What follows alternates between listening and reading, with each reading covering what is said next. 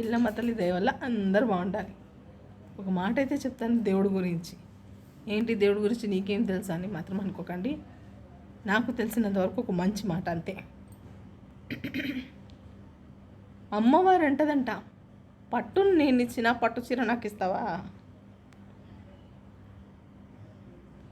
పండ్లు నేను ఇచ్చిన పండ్లు నాకు పెడతావా, అన్నం నేను ఇచ్చిన అన్నం నాకు పెడతావా,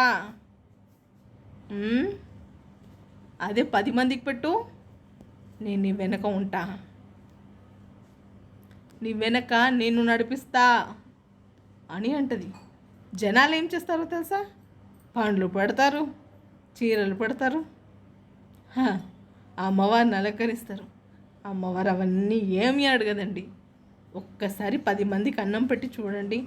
పులిహార మీకు తోచింది ఏదన్నా సరే మీకు తగ్గినట్టుగా పెట్టారనుకోండి, ఇక్కడ ఉంటుందండి, నిన్ను లేపుతుంది అమ్మవారు. నీ ఆపదలో సాపదలో ఆమె ఉండకపోతే మీరు మళ్ళీ నన్ను అడగొచ్చు.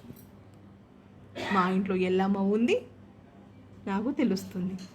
దయచేసి ఎక్కడన్నా ముసలి వాళ్ళైనా కనిపించినా వాళ్ళకి కొంచెం అన్నమన్న పెట్టి, మన వల్ల కావాలంటే నీకు టీ తాగేంత స్తోమతుంటే వాళ్ళకి టీ ఇప్పించండి, చాలండి.